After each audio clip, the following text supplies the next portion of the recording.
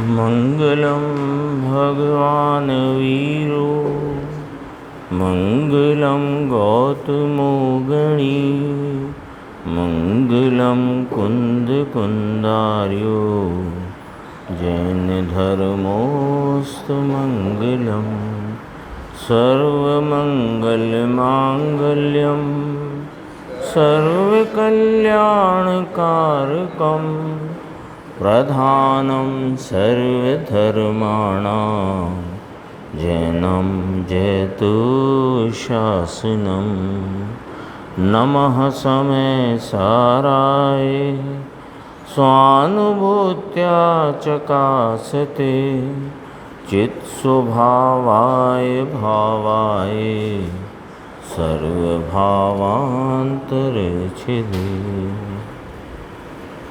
समयसार जी परमागम ग्रंथ और इसके परिशिष्ट में जो 47 शक्तियों का वर्णन आचार्य भगवान ने किया, उसमें अपनी गुरुदेव श्री के स्पष्टीकरण के आधार से 19वीं शक्ति की चर्चा चल रही है, परिणाम शक्ति।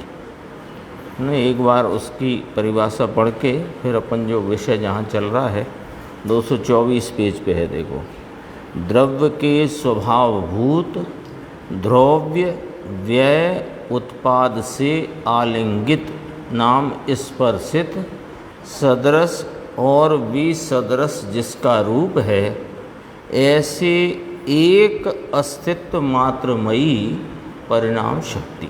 कहना ये है कि व्यय उत्पाद इसमें विसदृशता है और ध्रुव्य भाव वह सदृश स्वरूप है। तो एक ध्रुव्यता और व्यय उत्पाद, ये तीन कहे तो ये तीन के दो हुए, सदृश और विसदृश। ध्रुव्य नाम सदृशता और उत्पाद व्यय नाम विसदृशता। तो इसको विरुद्ध अविरुद्ध शब्द भी आएगा इसमें। तो सदृशता और विसदृशता ये दो की एक अस्तित्व है, यानी उत्पाद व द्रव्य, इन तीन का। द्रव्य पहले लिया इसमें, क्यों कि द्रव्य शक्ति है जिसका परिणमन होता है, और द्रव्य शक्ति से परिणाम होता है, पूर्व परिणाम के व्यय पूर्वक उत्पाद होता है, ऐसा क्रम लिया। द्रव्य शक्ति से परिणाम शक्ति है ना, तो परिणाम शक्ति माने परिणाम वस्तु का परिणाम होनेमयी शक्ति।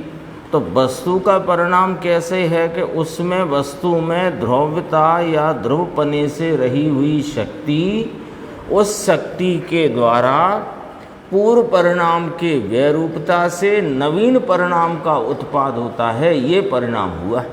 और इन सब का एक अस्तित्व है, इसका नाम ये तीन आलिंगित हैं, स्पर्शित हैं। इस प्रकार की व्याख्या आई है।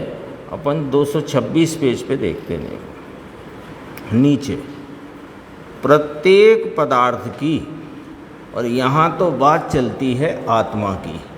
तो कहा आत्मा की प्रत्येक पर्याय अस्तित्वमयी परिणाम है। वह परिणाम जो कोई परिणाम वर्तमान व्यक्तता का भाव, आत्मा वस्तु और उसकी वर्तमान व्यक्तता, उसका नाम पर्याय। तो जो उसकी वर्तमान व्यक्तता का भाव है नाम उसकी सत्ता है। वो भले सत्ता एक वर्तमान मात्र है परिणाम की, लेकिन वह सत्ता है। तो कहते हैं आत्मा की प्रत्येक पर्याय अस्तित्वमयी परिणाम है, अस्तिमय परिणाम है। शक्ति का अस्तित्व ध्रुव है और पर्याय में व्यय उत्पाद रूपी परिणमन है। ये परिणाम शक्ति के कारण से है, यानी वह शक्ति की ध्रुवता, वह उसके द्वारा या उसके कारण वर्तमान परिणाम का उत्पन्न या व्यक्त रूप भाव से उत्पाद होना, पूर्व पर्याय का व्यय होना। तो ये परिणमन है। पूर्व पर्याय का व्यय, नवीन का उत्पाद, पूर्व का व्यय, नवीन का उत्पाद, इसको कहते हैं परिणमन। ये परिणमन है वो किसका है कि जो वस्तु ध्रुव रूप रही है उसका है। तो ऐसी ध्रुवता और परिणमन रूपता वाली एक अस्तित्व मात्रमयी वह परिणाम शक्ति, ये चर्चा यहाँ पर है। देखो कि शक्ति का अस्तित्व ध्रुव है और पर्याय में व्यय उत्पाद रूपी परिणमन है, ये परिणाम शक्ति के कारण से है। अब थोड़ी चर्चा क्या कहते हैं गुरुदेव, समझ में आया 18वीं और 19वीं शक्ति में क्या फर्क है। 18वीं शक्ति थी उत्पाद व ध्रुवत्व शक्ति, और इसमें कहा ध्रुव व उत्पाद से आलंगित, क्या शब्द था देखो, उत्पाद व ध्रुव से आलंगित स्पर्शित सदृश और विसदृश जिसका रूप है, ऐसे एक अस्तित्व मात्रमयी परिणाम शक्ति। पहले अपन दोनों ख्याल में ले लेना, वहाँ उत्पाद व ध्रुव उसकी शक्ति कही, उत्पाद व ध्रुवत्व रूप शक्ति। यहाँ ध्रुव व उत्पाद से स्पर्शित, तो ध्रुव व उत्पाद को और व्याख्या कर दी आचार्य भगवान ने, सदृशता विसदृशता। ऐसे एक अस्तित्व, इनका एक अस्तित्व है, एक सत्ता है, ऐसे लेकर के एक अस्तित्व मात्रमयी परिणाम शक्ति। अब देखो गुरुदेव क्या खुलासा करते हैं, 227 पेज।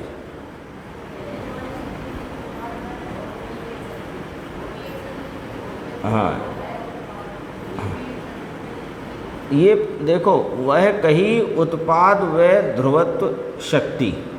तो वस्तु में प्रति समय वर्तमान परिणाम का उत्पाद होना, पूर्व परिणाम का व्यय होना और ध्रुवता से कायम रहना, ऐसी एक शक्ति, उसका नाम उत्पाद व ध्रुवत्व शक्ति।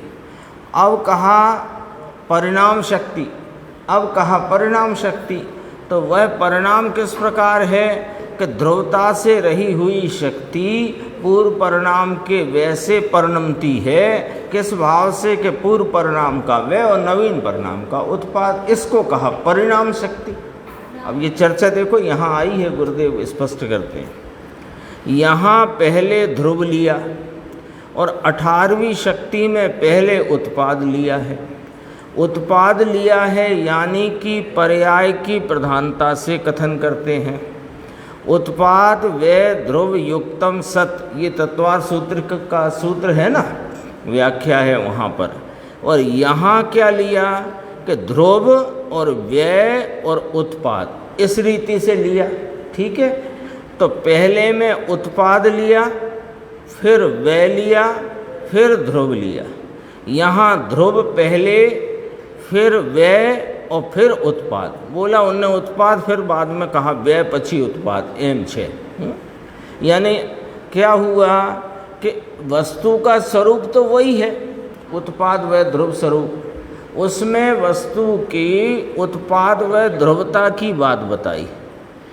उत्पाद व ध्रुवत्व नाम है ना उसका शक्ति, और उस उत्पाद व ध्रुवत्व रूप जो वस्तु ऐसी शक्ति को धरती है, वो ध्रुव व उत्पाद स्वरूपता से परिणाम वाली है ना, उसकी परिणाम शक्ति है। यहाँ परिणाम की बात करी, यद्यपि वहाँ पहले पर्याय ली। कैसे पर्याय ली कि उत्पाद व माने पर्याय भाव में परिणमता हुआ, पूर्व परिणाम का व्यय और ध्रुवता से रहना, ऐसी वस्तु की शक्ति। और यहाँ कहा ध्रुवता से रही हुई शक्ति पूर्व परिणाम के व्यय और नवीन परिणाम से उत्पाद को प्राप्त होती है, ये इसका परिणमन है, सो ये परिणाम शक्ति। बारीक है बात। पहले वस्तु में घटित किया कि उत्पाद व ध्रुवत्व वस्तु का स्वरूप है। अब परिणाम है, उत्पाद व है ना, तो उत्पाद व है तो फिर वो वस्तु का परिणमन है, तो परिणमन है तो परिणाम शक्ति है उसमें। वो परिणमन किस प्रकार है, तो ध्रुवता से बात कही, क्योंकि परिणमा कौन है, तो जो ध्रुव शक्ति है वो ध्रुवता से रही, उसका परिणाम किस प्रकार के, पूर्व परिणाम का व्यय नवीन का उत्पाद, ऐसे करके परिणमन। तो सदृशता विसदृशता एक अस्तित्व मात्रमयी यही बात वहाँ ऐसे सिद्ध करी, उत्पाद व ध्रुव युक्तम सत कहो कि उत्पाद व ध्रुवत्व शक्ति कहो। यहाँ ध्रुव और व्यय और उत्पाद ऐसा लिया, गुरुदेव ने किया ना खुलासा। देखो यहाँ ध्रुव पहले, फिर व्यय और फिर उत्पाद, ऐसा है। देखो द्रव्य, व्यय और उत्पाद परिणमन करने में इसकी ध्रुव शक्ति, और वह ध्रुव शक्ति व्यय और उत्पाद से इस परिणाम में परिणमती है, ऐसी एक शक्ति है। परिणमन की पर्याय में ऐसी एक शक्ति है, इसलिए वह परिणमन करती है। शक्तियों के संदर्भ में ये बात बहुत अच्छी तरह समझना कि शक्तियाँ रही त्रिकाल स्वरूप हैं, त्रिकाल रूप से रही हुई हैं शक्तियाँ। उसे यहाँ गुरुदेव श्री ने सिद्ध किया था ध्रुव उपादान। लेकिन शक्तियों की जो यहाँ परिणाम रूप, परिणमन रूप, परिणित रूप जो व्यक्ति है, उसको यहाँ शक्ति रूप से कहा जा रहा है। निर्मल व्यक्तता है ना, शक्ति की निर्मल व्यक्तता रूप जो व्यक्ति है, प्रगटता है, परिणमन है, उसको यहाँ शक्ति के रूप में वर्णन किया जा रहा है। तो जो भी शक्ति की बात चल रही है उसमें परिणमित शक्ति को देखना, उसके एंगल से, उसी दृष्टिकोण से बात है। देखो यहाँ लिया परिणमन की पर्याय में ऐसी एक शक्ति है। देखो है तो वह शक्ति ध्रुव रूप, लेकिन वह ध्रुव रूप रही हुई शक्ति पर्याय में परिणमन करे, ऐसी परिणाम शक्ति पर्याय में परिणमी है, पर्याय में परिणमी है। देखो वे होकर के उत्पाद, और वह शक्ति ध्रुवता से रही हुई है।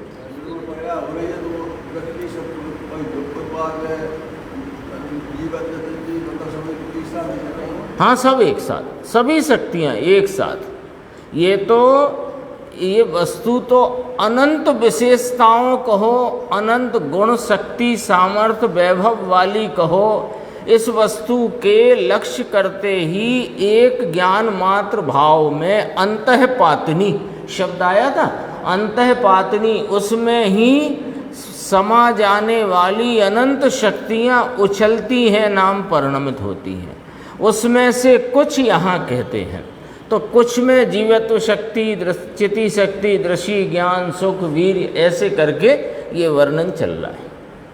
और आगे आगे थोड़ी सूक्ष्मता बढ़ती जाती है ना। जितनी सरल और आसान जीवत्व शक्ति की बात थी, ऐसे अब सूक्ष्मता आगे आगे बढ़ती जाती है। देखो परिणमन की पर्याय में ऐसी एक शक्ति है, इसलिए वह परिणमन करती है। समझ में आया?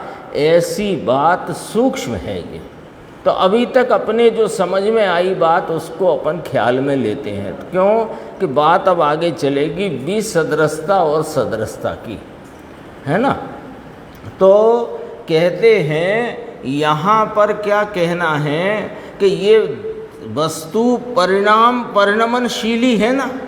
वस्तु प्रत्येक समय परिणाम भाव से परिणमती है ना, तो वह परिणाम भाव से परिणमने वाली परिणाम शक्ति है। तो वह कैसी है कि ध्रुव रूप से रही हुई, पूर्व पर्याय के व्यय रूप और वर्तमान पर्याय के उत्पाद रूपता से।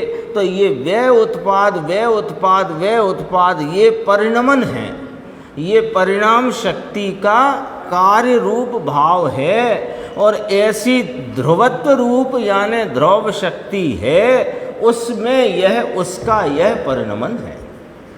हाँ, तो ये इसमें दो बातें खड़ी करी, द्रव्य, व्यय, उत्पाद। तो द्रव्य है वह सदृश भाव है, और व्यय उत्पाद है वह विसदृश है। तो विसदृश क्यों कहा कि जो व्यय का भाव है वो उत्पाद का नहीं। इस प्रकार देखो, जो व्यय का भाव है वह उत्पाद का भाव नहीं है, तो उनमें विसदृशता नाम अंतर है, फर्क है, वह नहीं है। और जो सदृशता है वह यह सूचित करती है कि वही है, जिसको 80 नंबर की गाथा प्रवचन सार में अन्वय और व्यतिरेक कहा। अन्वय माने वही वही वही वही वही वही, और व्यतिरेक माने वह नहीं वह नहीं वह नहीं। तो वह नहीं से क्या सूचित हो रहा है? विसदृशता। और वही वही से क्या ज्ञात होता है, क्या सूचित होता है? कि सदृशता, एक रूपता, सदृशता। तो अपने सामने दो शब्द आ गए, द्रव्य व्यय उत्पाद, ये तीन के से आलंगित एक अस्तित्व मात्रमयी कही ना, तो ये तीन में दो भाव आ गए, सदृशता विसदृशता। अब उसकी चर्चा नीचे देखना, इसमें भी आया है धवल में। धवल में आया है, अपने बात हुई थी कि धवल में आया है सदृश विसदृश। विसदृश किसको कहा? कि उत्पाद व्यय और व्यय उत्पाद, ये दोनों एक सरखे नहीं हैं। उत्पाद व्यय कहो, व्यय उत्पाद कहो, तो हैं एक समय में, एक समय में हैं, लेकिन सरखे नहीं। एक समय में हैं पर सरखे नहीं का क्या मतलब? कि जिस परिणाम का व्यय हुआ उसका उत्पाद नहीं है, और जिसका उत्पाद है उसका व्यय नहीं है, तो उन दोनों में विरुद्धता है, विसदृशता है। ये कहा विसदृश माने उत्पाद व्यय और व्यय उत्पाद दोनों एक समान नहीं, क्योंकि पूर्व की पर्याय का अभाव है और उस ही समय में उत्पाद है। तो एक अस्थि तरीके हैं वे दोनों एक अस्थि तरीके, एक अस्तित्व मात्रमयी परिणाम शक्ति, ये शब्द नहीं भूलना। एक अस्तित्व मात्रमयी परिणाम शक्ति, व्यय उत्पाद व्यय उत्पाद व्यय उत्पाद। तो व्यय उत्पाद जो है, जो व्यय का भाव है वह पूर्व की पर्याय का अभाव भाव है, और उत्पाद है वह वर्तमान का उत्पाद है, पर एक ही समय में है। जिस समय में नवीन या वर्तमान पर्याय का उत्पाद है उस समय में पूर्व पर्याय का अभाव है, और दोनों एक सरके नहीं। क्यों? कि वो अभाव रूप भाव है और ये भाव रूप भाव है, दोनों एक सरके नहीं, पर है एक ही समय में। एक ही समय में उनकी एक सत्ता है, क्योंकि सत्ता का क्या हिसाब किताब है? सत्ता वर्तमान को ही कहते हैं। भले ये ध्रुवता से रही हुई वस्तु है जो सदृश सदृश भाव से निरंतर वर्तमान है द्रव्य रूप से, ये भी सत्ता कहो तो वर्तमान ही है। क्यों? कि सत्ता कहते ही कौन सा भाव खड़ा होता है, और है माने वर्तमान सूचक है। ये त्रिकाली तो ये सूचना देते हैं कि ये सदा काल ऐसे का ऐसा है, ये बताते हैं। सत्ता त्रिकाली नहीं है, सत्ता निरंतर वर्तमान है। तो निरंतर क्यों कहा त्रिकाली कहने को? वास्तव में वर्तमान है वह सत्ता है ना। अभी तो परिणाम शक्ति की बात चलती है, तो पहले विसदृश की बात करी। तो पूर्व की पर्याय का अभाव है और उस ही समय में उत्पाद है, तो एक अस्थि तरीके है ये भाव। व्यय उत्पाद एक अस्थि है, व्यय अस्थि है, पूर्व परिणाम का व्यय रूप है। एक बार आई थी चर्चा भी, दो बार। वो नहीं है रूप है, और ये है रूप है, तो दोनों है। वो नहीं है ना, नहीं है, और ये है।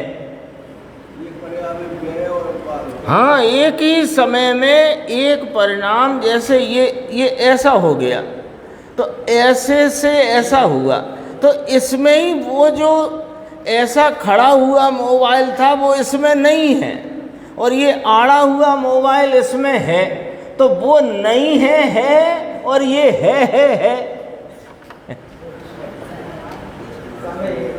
और समय एक है, इसलिए एक सत्ता है व्यय और उत्पाद की। समय निरंश है। गजब है बात है ये बस। हाँ नहीं है ना, वो भी वर्तमान सत्य, वो अभाव रूप अस्ति। एक समय में दो पर्याय रह सकती है, बिना पर्याय का द्रव नहीं सकता, तो फिर दोनों का और ये जो नया उत्पाद है, ये नया उत्पाद आया कहाँ से? ये पॉइंट बहुत महत्वपूर्ण है। नया जो परिणाम व्यक्तता का, प्रकटता का भाव उत्पाद रूप है, आया कहाँ से?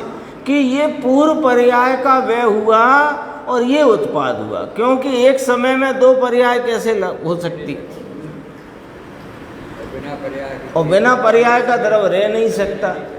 और वस्तु है वो उस व्ययरूप परिणाम में भी थी और अब इसमें भी। व्ययरूप माने वो पूर्व में जो है रूप था तब भी थी, और अब जो है रूप है उसमें भी है। और यदि व्यय और उत्पाद दो की बात नहीं करें तो इसकी त्रिकाल सत्ता सिद्ध नहीं कर सकते आप। बौद्ध हो जाएगा मामला। बौद्ध में यही तो गड़बड़ी है। पूर्व परिणाम में वही वस्तु थी और अब वर्तमान परिणाम में वही वस्तु है। ये सदृशता से रहा हुआ द्रव्यपना ही उस परिणमन में द्रव्यता को सूचित करता है और बदलता भी सदृश भाव परिणमन को सूचित करता है। तो परिणमती हुई कायम रहती है, कायम रहती हुई परिणमती है। ऐसा ही है ना।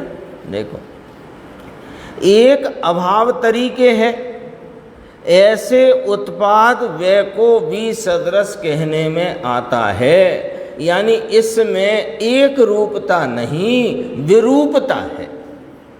समझ में आया? ध्रुव को सदृश कहते हैं। सामान्य कहो, ध्रुव कहो, अभेद कहो, एक कहो, त्रिकाली कहो, यह सब सदृश है। और पर्याय में एक समय की अवस्था में व्यय उत्पाद है। देखो आया, एक समय की अवस्था में व्यय है और उत्पाद है। ये थोड़ी कह रहे हैं कि पूर्व की पर्याय भी है और नवीन पर्याय भी। ये कब कहा? पूर्व की पर्याय नहीं है, ये व्यय है, और नवीन पर्याय है, ये उत्पाद है। तो दोनों है हुए कि ना हुए? व्यय है, उत्पाद है। एक समय में, एक अवस्था में, एक प्रगटता में। पर्याय में एक समय की अवस्था में व्यय उत्पाद है, वह भी सदृश है। धवल में आया है, कहा था ना, धवल में शब्द आया है विरुद्ध अविरुद्ध। और ये विरुद्ध अविरुद्ध शब्द तीसरी गाथा समय सार में भी आया है। दोनों बातें यहाँ गुरुदेव अपने को बताएंगे। देखो, धवल में उत्पाद व्यय को विरुद्ध कहा और ध्रुव को अविरुद्ध कहा। ऐसी बात है। विरुद्धता क्या? कि वो व्ययरूप है, पूर्व परिणाम का की व्ययरूपता और नवीन परिणाम की उत्पन्न रूपता, ये दोनों में विरुद्धता है। और इस विरुद्धता के साथ वो अविरुद्ध भाव से ध्रुवपना चला आया है,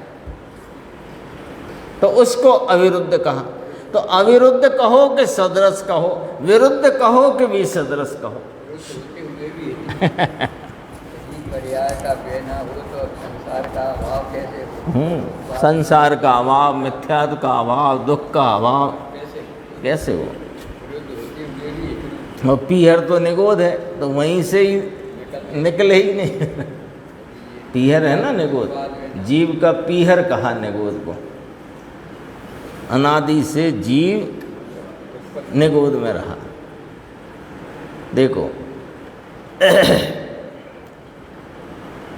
यहाँ सदृश विसदृश कहा, धवल में विरुद्ध अविरुद्ध कहा कि आत्मा में ध्रुवता है वह अविरुद्ध भाव है, और उत्पाद व्ययता है, उत्पाद व्यय रूपता है, वह विरुद्ध भाव है। विरुद्ध क्यों कहा कि कारण के एक उत्पाद रूप भाव है, एक व्यय रूप भाव है, तो दोनों विरुद्ध हुए ना, ये विरुद्ध है। उसमें भी आया है तीसरी गाथा कि विरुद्ध और अविरुद्ध को धारण किया है जगत में ले पदार्थों ने पदार्थों ने विरुद्ध अविरुद्धता को धारण किया। तीसरी गाथा में आया है भाई विसदृश और सदृश से पूरी वस्तु, वहाँ विरुद्ध अविरुद्ध शब्द है। तीसरी गाथा में विरुद्ध अविरुद्ध शब्द है, विरुद्ध अविरुद्ध से पूरा जगत टिक रहा है।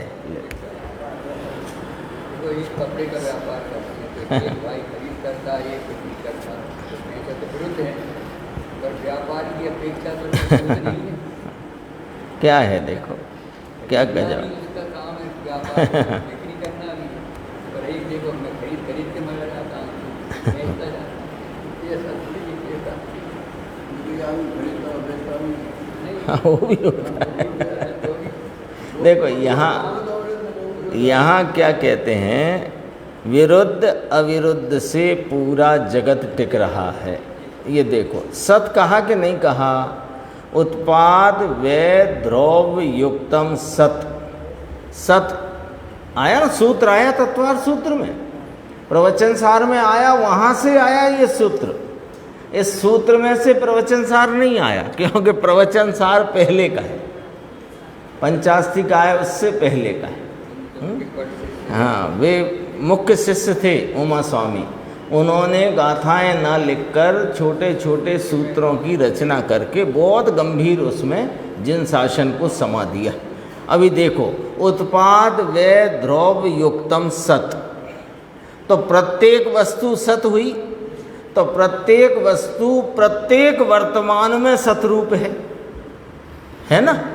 तो अब त्रिकाल छोड़ दो, तो एक वस्तु सतरूप है और अनंत वस्तु है वे सतरूप हैं। तो अनंत वस्तु अनंत पने अपनी अपनी सतरूपता से, यानी स्वयं से अस्ति पर से नास्ति, इस अपनी स्वतंत्रता वाली सत्ता से अनंत सतरूप वस्तुएं जगत में रही हैं। तो अनंत वस्तुएं जगत में रही हैं, तो ये उत्पाद व द्रव्य युक्तम सतरूपता सब में है।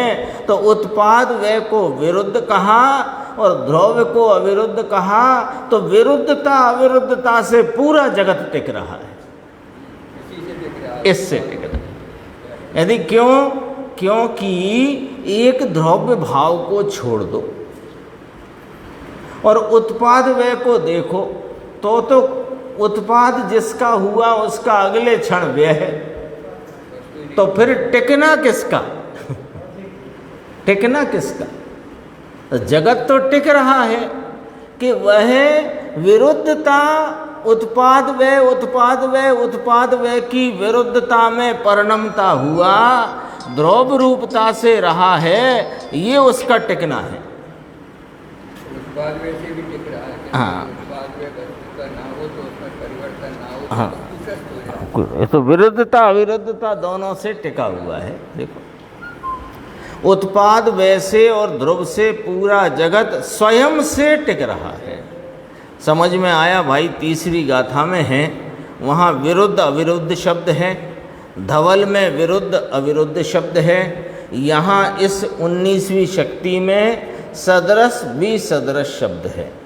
आचार्यों ने तो गजब काम किया है, दिगंबर संतों ने एक एक बात को कितना खोद कर भेद करके भिन्न करके बताया है, गजब काम किया है। आचार्यों ने कुछ बाकी नहीं रखा, लेकिन हमने उसको समझने में हम समझ नहीं पाए, तो गुरुदेव श्री ने उन आचार्य भगवंतों के हृदय को, उनकी कही हुई बात के असली तात्पर्य को अपने सामने रखा, तो अपने समझ में आ सके ये वाली बात अपने सामने आ गई। देखो 229 पेज। अब जरा थोड़ी बात और दूसरी भी इसमें आई है, वो भी अपन देखते हैं। ऊपर के 2 पैराग्राफ छोड़ के देखना, प्रश्न है, प्रश्न के ऊपर की 3 पंक्तियाँ। यहाँ चर्चा किसकी चल रही है? परिणमन शक्ति कहो, परिणाम शक्ति कहो, ठीक है। अस्तित्वमयी परिणाम शक्ति। शिष्य का प्रश्न था कि ये परिणमन शक्ति जो है तो उसका अस्तित्वमयी परिणाम पर्याय में आता है। परिणाम, अस्तित्वमयी परिणाम, वह उत्पाद रूप परिणाम, उत्पाद रूप व्यक्तता पर्याय में आती है, ठीक है ना। तो ये परिणाम शक्ति से परिणमन आता है अथवा के द्रव्य के परिणमन से आता है, ये प्रश्न है। क्या कहा, समझ में आया? क्या कहते हैं सुनो। पहले प्रश्न की गंभीरता समझो कि परिणाम शक्ति किसे कही। पहले अपने को वो याद करना है जो अभी चल गई ना बात, कि द्रव्य व उत्पाद से आलिंगित या स्पर्शित, ऐसे 3, उसमें उनसे स्पर्शित विसदृश सदृश भाव रूप एक अस्तित्वमयी परिणाम शक्ति, ठीक है। यही तो थी परिभाषा। तो परिणाम शक्ति से अपन ने अभी क्या बात समझी? अभी चली चर्चा कि वह शक्ति ध्रुवता से रही हुई और पूर्व परिणाम की वैरूपता और नवीन परिणाम की उत्पन्नता या उत्पाद रूपता से वह परिणमन है।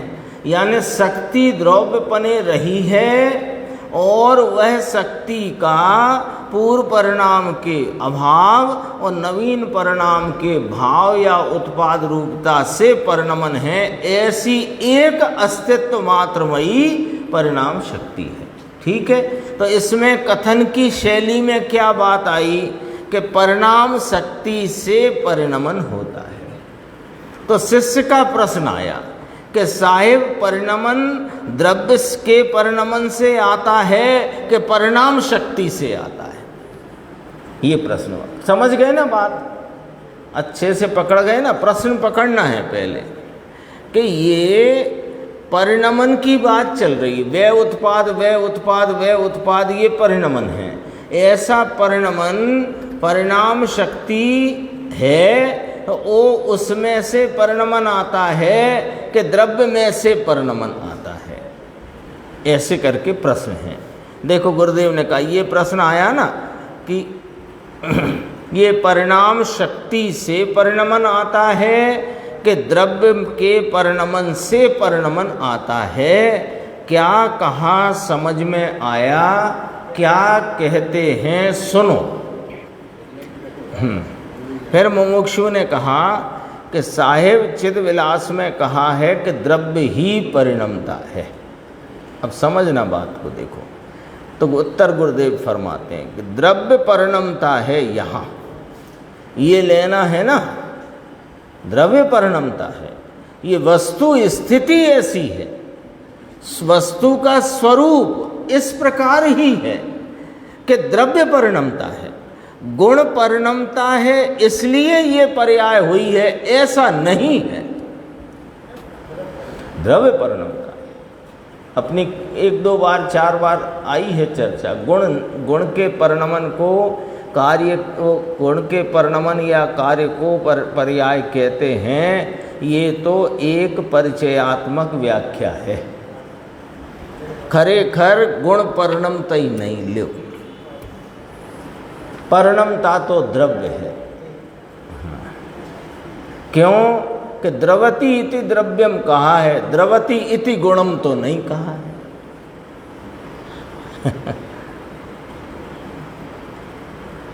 समझने वाली बात है ना। ये वाली बात ऐसे नहीं है कि ये चिद्विलास में आई है। ये तो चिद्विलास में आई है तो उसका संदर्भ दे के बताते हैं, लेकिन अपने को ऐसा नहीं समझना कि प्रवचन सार में इस प्रकार आई, पंचास्तिकाय में इस प्रकार आई, समय सार में इस प्रकार आई, चिद्विलास में इस प्रकार आई।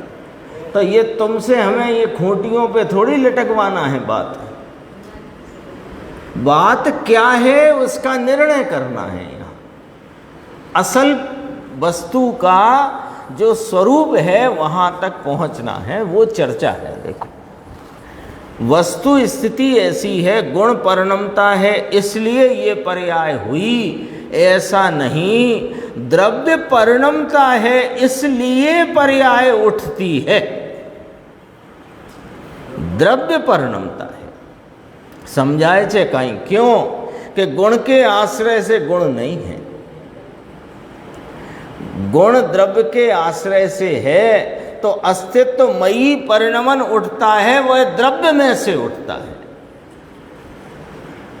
शक्ति का वर्णन किया कि ध्रुव व्यय उत्पाद तीनों से आलंगित सदृश विसदृश, उत्पाद व्यय विसदृश है, उत्पाद व्यय, उत्पाद माने भाव, व्यय माने अभाव। ये अपेक्षा से विरुद्ध भी कहा, विरुद्ध कहा। समय सार की तीसरी गाथा में लिखा, विरुद्ध अविरुद्ध से पूरा जगत टिक रहा है। तीसरी गाथा में कहा, पूरा जगत विरुद्ध अविरुद्ध से टिक रहा है। पूरा जगत अपने गुण और उत्पाद व रूप विरुद्ध, इससे पूरा जगत टिक रहा है। ये तीसरी गाथा में है। और धवल में भी ऐसा है कि पर्याय ये विरुद्ध है और गुण है वह अविरुद्ध है। समझ में आया? नीचे कहते हैं कि यह तीन से आलिंगित सदृश और विसदृश जिसका रूप है, ऐसे एक अस्तित्व मात्रमयी परिणाम शक्ति। अरे ये परिणमन जो उठता है, ये गुण से उठता है कि द्रव्य से उठता है? ये ऐसा प्रश्न है, ये प्रश्न आया है सामने, प्रश्न उपस्थित हो गया है कि ये परिणमन जो उठता है, ये गुण से उठता है कि द्रव्य से उठता है? समझ में आया? गुण की परिणति कहनी है ना, तो पर्याय उत्पाद व्यय है, तो ये ध्रुव गुण की उत्पाद व्यय पर्याय है, तो ये गुण की परिणति गुण से उठती है कि ये परिणति द्रव्य से उठती है? प्रश्न ये है। तो कहते हैं कि गुण से नहीं उठती,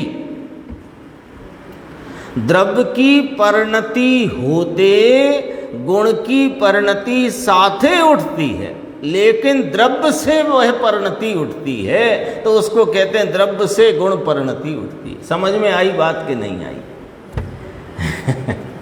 बारीक है, समझना, बहुत सरलता से समझ में आ जाए ऐसी बात है। देखो, द्रव्य है ना, वह द्रवित होता है, वह काल सापेक्ष प्रवाह में प्रति समय द्रवित नाम अपने व्यक्त परिणाम में प्रकट होता है, परिणमता है।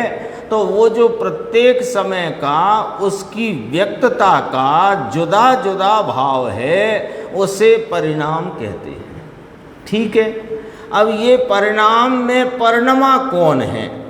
खरेखर द्रव्य परिणमा है, वास्तव में द्रव्य परिणमित हुआ है। अब उस द्रव्य के परिणमन में अनेक भावों की प्रकटता पहले थी, उस पूर्व की पर्याय यानी पूर्व की प्रकटता के भावों का व्यय होना और नवीन अनंत गुणों की प्रकटता के भाव का उत्पाद होना, इस प्रकार परिणमन है। तो वह द्रव्य परिणमा तो किसी भी एक पर्याय में अनंते भाव प्रकट है, वो अनंते भाव के भेद से देखो तो गुण परिणमा है, ऐसा कहने में आएगा। जैसे एक उदाहरण लेते हैं, फिर इसकी बात भी करते हैं। सोना है, सोना, तो सोने की एक अच्छी गोल ऐसा छल्ला था जो पहनने का उंगली में, वो छल्ला कैसा था? गोल। तो सोनी जी के यहाँ ले गए, उनने रखा और हथौड़ा मार दिया, तो वो ऐसा चपटा हो गया। ठीक है, अब ये बताओ कि वो वास्तव में वो गोल पने का अभाव और चपटे पने का उत्पाद किसका हुआ है? सोने का हुआ है। हुआ कि नहीं हुआ? सोने का हुआ।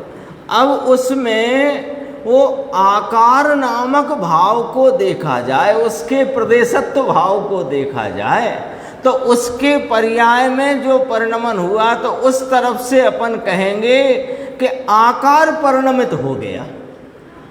लेकिन परिणमा तो सो नहीं है ना। क्यों ऐसा क्यों कह रहे हो? कि अच्छा, हम इसलिए कह रहे हैं कि वो पीलापन चला गया, चिकनापन चला गया, भारीपन चला गया क्या? नहीं गया ना।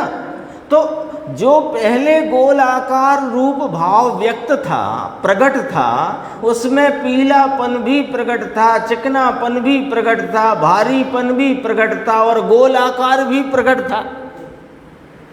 और उस परिणाम का हुआ व्यय, और उसमें अब वो गोलपन का आकार का व्यय हो गया, चपटेपने आकार का उत्पाद हो गया, और पीलापन भी है और चिकनापन भी है और भारीपन भी है। अब हमने आकार के भेद से कहो तो आकार परिणमित हो गया, यूँ कहेंगे, लेकिन परिणमित तो सो नहीं हुआ है ना। ऐसे द्रव्य परिणमता है, गुण नहीं परिणमते हैं। द्रव्य के उस परिणमन किसी विशेष में वो गुणों के भावों का अंतर जो हम देखते हैं, तो हम उस गुण का भेद रख कर के देखते हैं, तो कहते हैं गुण परिणमन। जैसे अल्पज्ञ रूप ज्ञान का परिणमन मिटकर सर्वज्ञ रूप ज्ञान का परिणमन हो गया, तो हमने सर्वज्ञता यानी ज्ञान के गुण भेद से देखा, तो हम कहेंगे कि ज्ञान अल्पज्ञता का अभाव करके सर्वज्ञता को प्राप्त हुआ। तो ज्ञान गुण परिणम गया केवल ज्ञान रूप, लेकिन परिणमा तो पूरा आत्मा है कि नहीं परिणमा? तो परिणमता कौन है? द्रव्य के गुण नक्की करो, द्रव्य परिणमता। ऐसे ही नहीं दीपचंद जी ने कहा। देखो, द्रव्य की परिणति होते गुण की परिणति साथ में उठती है, उठती माने परिणमती है, लेकिन द्रव्य से गुण परिणति उठती है, परिणमती है। समझ में आया? सूक्ष्म है भाई, यह तो तत्व ज्ञान का विषय है। समझाए से कहीं, ये तत्व ज्ञान का विषय है। ये जो अपन चर्चा अभी चलती है, ये तत्व ज्ञान का विषय है। इसका अभ्यास ही करने से निर्णय होएगा, है ना। 1 लाख योजन का जम्बूद्वीप और 2 लाख योजन का लवण समुद्र, वो तत्व ज्ञान का विषय नहीं है। वो जो जिनेन परमात्मा ने जो इस मध्यलोक का वर्णन किया, वो जान लेना, लेकिन वह तत्व ज्ञान में नहीं आएगी बात। तत्व ज्ञान में आती है द्रव्य गुण पर्याय की बात, और द्रव्य गुण पर्याय के स्वरूप को जानकर वर्तमान पर्याय की अवस्था, वर्तमान अवस्था में क्या चल रहा है, क्या हमारा प्रयोजन है, प्रयोजन कैसे प्राप्त होएगा, और वर्तमान में यदि दुख राग मलिनता है तो कैसे मिटेगी, और पवित्रता और पूर्णता और सुख की प्राप्ति कैसे होगी, ये तत्व ज्ञान है। तो करना क्या है? तत्व ज्ञान करना है। सूक्ष्म है कह के छोड़ना थोड़ी है। छोड़ना माने, छोड़ने का मतलब है कि ये मनुष्य भव हारने के लिए हमने पहले ही त्याग, वो पहले ही हाथ पैर फेंक दिए। अरे ये तत्व ज्ञान ऐसी चीज है कि सांस अंतिम हो इस भव की, इस भव की अंतिम सांस हो, और यदि यह तत्व ज्ञान स्मृति में लेके वहां भेद विज्ञान कर सकता।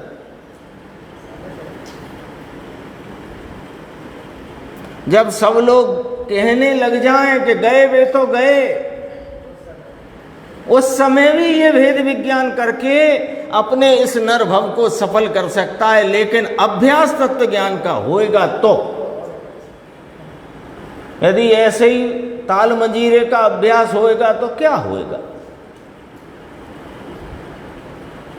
अभ्यास किया होगा उस समय कदाचित कोई ऐसी परिणति परिणमने योग्य होएगी तो अंतिम सांस तक, यानी जहां लोग बाग समझें कि अब तो गए, वहां भी भेद, क्यों? समयांतर का काम है ये। तो कभी भी निराश नहीं होने की बात है, निराश कभी नहीं होना अपने को। अब क्या है, अब थोड़ा दिखना भी कमज़ोर हो गया, सुनाई भी कम पड़ता है, चलते फिरते भी थोड़ी तकलीफ आती, अनेक प्रकार की। अभी कोई को है, कोई को नहीं है ऐसी तकलीफ, लेकिन होने वाली है, लेकिन होने वाली है। तब भी कर सकते हो, लेकिन अभी हाँ, एक अपने यहाँ बहन श्री आती थी, सुशीला श्री, तो वो कहती थी कि जो जीवन भर घोटा होएगा वो आखिरी समय, खरे टाइम बोलते हैं उसको, आखिरी समय मतलब जब इस भव का अंत होने वाला हो, खरे टाइम वो ही खड़ा रहेगा।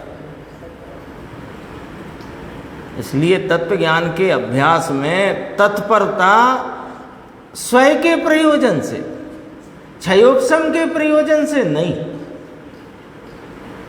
अपने हित के प्रयोजन से। बहुत अच्छी इसमें गुरुदेव ने बात उठाई है। 232 पे भी थोड़ा अपन देखते हैं ये चर्चा, फिर ये चर्चा पूरी होती है। देखो यही जो बात चलती थी ना, कौन परिणमता है, द्रव्य परिणमता है कि गुण परिणमता है? बोलो, अभी तो कुछ निर्णय में आई कि नहीं आई बात? भाई दो तरह से आ सकती है। चित विलास में कहते हैं दीपचंद जी है वस्तु की स्थिति। अभी इसी को समझाते हैं, देखो कैसे। नीचे से जो दो प्रश्न है उसके ऊपर का पैराग्राफ, द्रव्य स्वयं वस्तु अखंड रूप, ये द्रव्य शब्द ही ऐसा कहता है द्रवति इति द्रव्यम। वो द्रव्य शब्द ही खुद कह रहा है कि मैं द्रवित होता हूं, मैं द्रवित होता हूं। गुण तो कह नहीं रहा कि मैं द्रवित होता हूं, गुण तो ये कह रहा है कि हर द्रवित भाव में मैं अपने वह अविभाग प्रतिच्छेदों से वहां पर मैं व्यक्त हूं, प्रकट हूं, लेकिन मैं द्रवित नहीं होता। द्रवित तो द्रव्य होता है। सच कहते हैं द्रव्य गुण पर्याय का भी अपने बहुत गंभीर अभ्यास होएगा ना, तब वो सारा मामला स्पष्ट दिखता है, नहीं तो नहीं दिखता है। द्रवति इति द्रव्यम, द्रव्य शब्द ऐसा नहीं कहता गुण द्रवति इति द्रव्यम। ले समझ में आया? थोड़ा सूक्ष्म है, लेकिन इसको जानना तो पड़ेगा कि नहीं पड़ेगा? बोलो। पानी में से जो तरंग उठती है, ये दरिया में से उठती है, एकला पानी में से नहीं उठती है। दरिया नाम समुद्र, वो जो उठता है ना ज्वार, वो ज्वार समुद्र में से उठता है, वो उठे हुए पानी में से नहीं उठता है।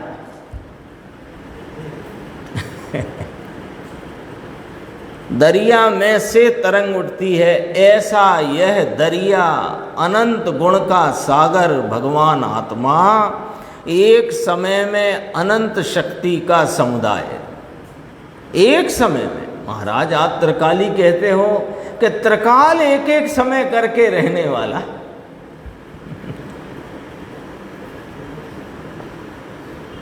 मैं तो त्रिकाली हूं, पर्याय एक समय की है।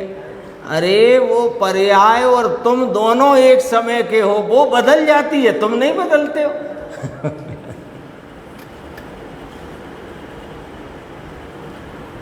अथवा अनंत स्वभाव का सागर, अथवा अनंत शक्ति का संग्रहालय, अनंत शक्ति का संग्रह का आलय यानी स्थान, अथवा अनंत गुण का गोदाम द्रव्य है, गुण गोदाम नहीं है। गुण तो माल है उस गोदाम का। समझ में आया? अनंत गुण का गोदाम आत्मा है, समझ में आया? यहाँ कहते हैं, नीचे एक प्रश्न किया देखो, इतना सूक्ष्म समझे बिना धर्म नहीं होएगा क्या साहिब? तो गुरुदेव कहते हैं बात सूक्ष्म और स्थूल की नहीं है, बात यह है कि तत्व समझे बिना तत्व कैसा है, कैसा उसका परिणमन है, कैसी उसकी शक्ति है, इसके समझे बिना धर्म कैसे होएगा? अरिहंत के स्वरूप का वर्णन क्यों किया है? ये स्वरूप बताने को। सिद्धों के स्वरूप का वर्णन क्यों किया? इसका स्वरूप बताने को। फिर पर्याय का वर्णन क्यों किया कि उनकी पर्याय, उनकी व्यक्तता और इधर की व्यक्तता में क्या फर्क है, वो फर्क व्यक्तता में है, वस्तु में नहीं, ये समझाने को। देखो त्रियंच तो नहीं समझते, इतना क्या समझते हैं त्रियंच? इसे इस बात का बहुत मलाल है कि हमारी तो आप यहाँ बिल्कुल पिए जा रहे हो बारीक से बारीक बात कह के। अब त्रियंच तो कर लेता, चारों गति में लिखा सम्यक दर्शन, तो कहा त्रियंच समझता है अंदर, भाई तुम नहीं समझ रहे त्रियंच समझता है अंदर, ये शब्दों का ख्याल नहीं है, लेकिन वस्तु ये परिणमती है, ये परिणति है, वह संवर निर्जरा है, पूर्ण करूं तो मोक्ष होगा, ऐसे उसे 9 पदार्थ 7 तत्व कहो, 9 पदार्थ कहो, उसका भाव भाषण है अंदर में, शब्द नहीं जानता है। ये आनंद स्वरूप द्रव्य है, वो पर्याय में विकल्प होता है, ये दुख है, ऐसा ज्ञान तो है। भाषा भले ना होए, भाषा का ख्याल ना होए, किंतु भाव का भाषण तो होता है। अपना समय हो गया और ये शक्ति का वर्णन भी अपना पूरा हो गया। अगली शक्ति का नाम है अमूर्त तत्व शक्ति। इसकी चर्चा अपन आगे की स्वाध्याय में करेंगे। 20वीं बताई यह अनंत उपकार है, उसके लिए जिन वाणी माधो वंदना।